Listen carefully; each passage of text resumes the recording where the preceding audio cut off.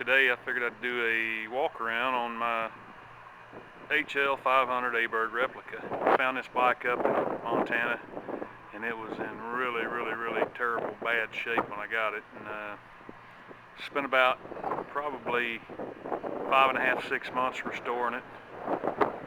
Rode it around for about a year or so, and tore the motor down, redone the motor, dropped the valve,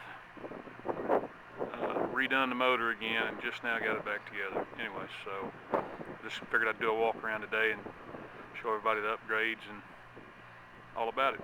Anyway, zooming in a little bit, you can see right here we have on the bike, we've got a little Magura hydraulic clutch on it, coming down to where she connects, runs down through and went right back in, and it actually went in and held and worked in the same spot where the original clutch cable runs.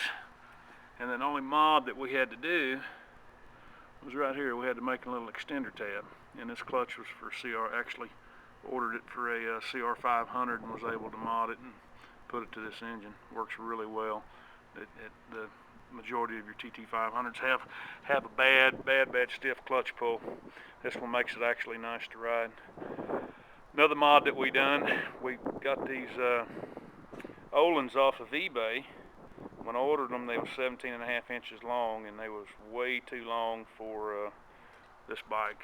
So we took and sent them to Steve Marps at Vintage Olin, and he actually done me a pretty good job. He valved them to the original specs of what was on the first HL500 Aberg that Aberg rode, and got them back. When I got them back, they felt a little bit spongy, but after I took it out and rode it a little bit, and it's perfect for my weight and my ability.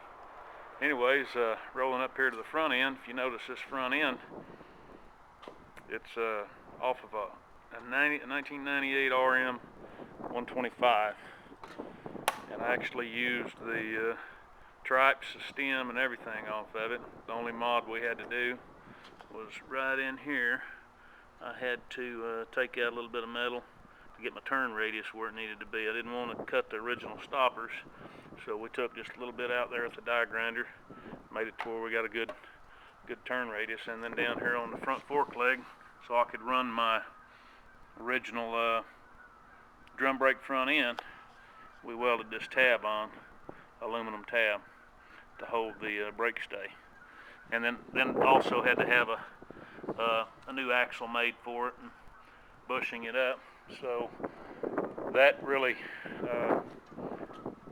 does a good job on the bike. That was my buddy from Australia, Dave, told me that that was one of the best front ends to ever leave the factories from stock.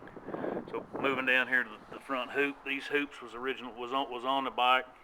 They was laced up on an RM drum. You can see the Holman sticker. When I found the bike, that's the only thing that I could identify that showed that it was actually had some Holman parts on it. The moving back down here to the swing arm.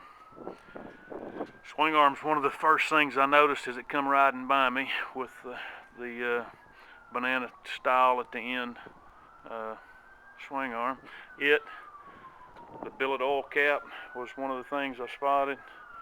And moving around to the other side of the bike, the exhaust that was on it, which I've put up, was a kind of set it off. Exhaust I have on it now is one of the exhausts that from Flow off of eBay. It's an actual reverse megaphone. Does a really nice job on the bike. What other mods?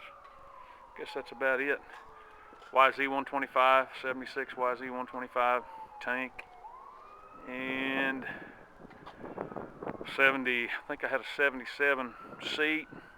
I got the fenders from a guy up in off the East Coast. I think I'll give $100 a piece for them. They're original 81 RM465 fenders, which looked really close to the Tony D front fender.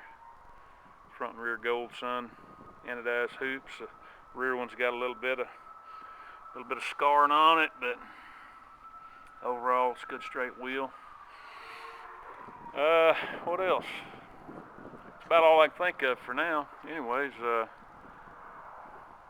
just kind of do one more quick little walk around.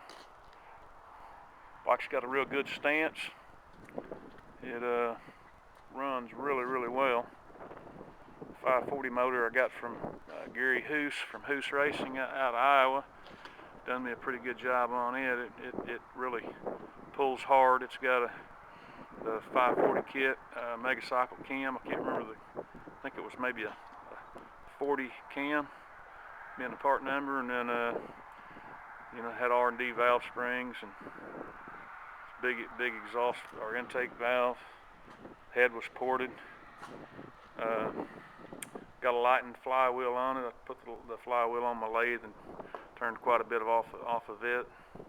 All in all, it makes for a pretty good vintage racer. Hope you enjoyed the video.